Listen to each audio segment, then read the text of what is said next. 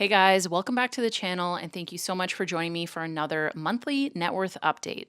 If you're new here, my name is Brittany Morgan, and every month I like to do a net worth update where I'll compare my accounts and numbers from the previous month, let you guys know what the balances are and what changes have happened. And stay tuned till later in the video where I'll go through some life updates and what we've been up to over the last month. So let's get into the numbers. My net worth at the end of March 2023 was $123,863. If you watched my previous video, I did forget to add in my vehicle, which is valued at about $3,000, so my half of that is $1,500, and I have added that to the previous month's number so that this makes more sense. First thing on the list is the equity in the condo that I own back in Calgary. This place is currently rented out and I have tenants in there, and that makes me a little bit of income every month, but we'll chat more about that later in the video. The equity that I have in the condo is about $51,305. That is an increase from last month of $438. My RRSP is where I hold the majority of my retirement savings. That sits at a balance of $48,545, and that is an increase from March of $1,371. So the entire balance of that account is invested in one ETF called the Vanguard All Equity Fund, or VEQT. And as you can see, it's seen a decent amount of gains in the last few weeks. Next on the list is my DCPP, or Defined Contribution Pension Plan. That sits at a balance of $3,549, which is an increase of $91 from the previous month. Again, it's invested in the same all equity fund, the VEQT from Vanguard, and it's seen a little bit of an increase just from the market. Next on the list is my TFSA. That sits at a balance of $11,895, which is an increase from the previous month of $321.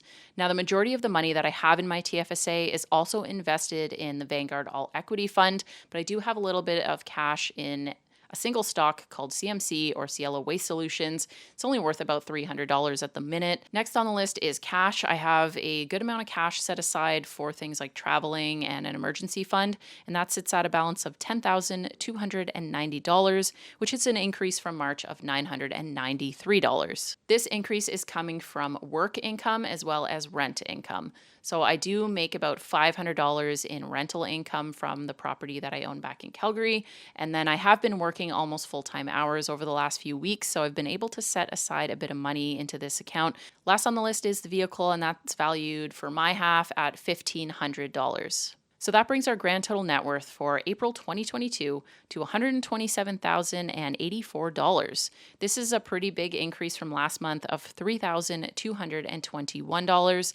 And again, those increases are mainly coming from the market gains that I've been seeing over the last few weeks, and then a little bit from my income from my normal job and from my rental property. Now let's jump into some life updates. So we are currently living in downtown Auckland. We're living in the CBD in a hotel building. If you're interested, you can check out my Airbnb tour. I'll link it above and down below for you guys so you can see where we're at. But it's really interesting because we're living like pretty high up in a hotel building, and it's been feeling like pretty luxurious. It really feels like we're on vacation being in a hotel room. The only thing is that there's no kitchen in here, so we have to eat out quite a bit more than we'd like to, but it's been all right.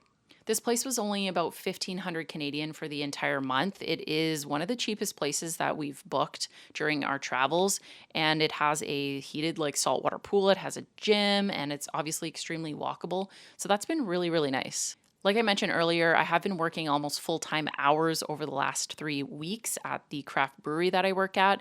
It's super physically demanding and I'm really enjoying it, but I'm definitely exhausted at the end of the day, which doesn't leave a lot of wiggle room for traveling or seeing things or doing things. So I have been able to save money because of that, but I've also been feeling like I'm missing out a little bit. So we do have some trips coming up and we're super excited for them. We're going to be going to Dunedin in a couple of days, so you'll see some content down the road about Dunedin, which is on the South Island. And in a few weeks, we're starting our trip down south because we're moving out to Christchurch, just outside of Christchurch, for a month before heading over to Nelson for 3 months.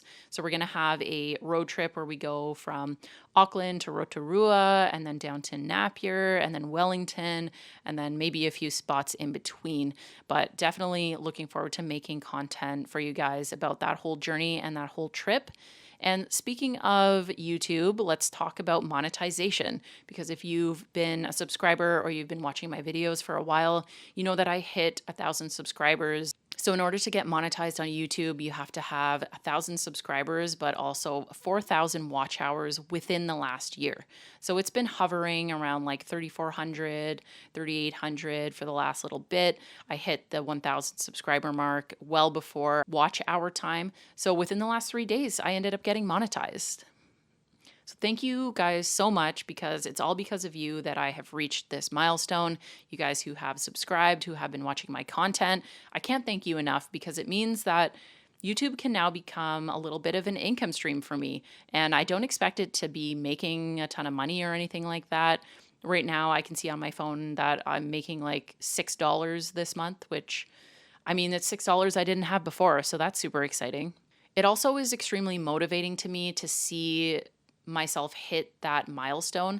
I've been making YouTube videos for 3 years now, and it was never a money thing for me. I never got into it to make it my full-time job, but it's really cool to see that it could actually become an income stream at some point, and it's motivating to me to make more videos, to make more quality content for you guys.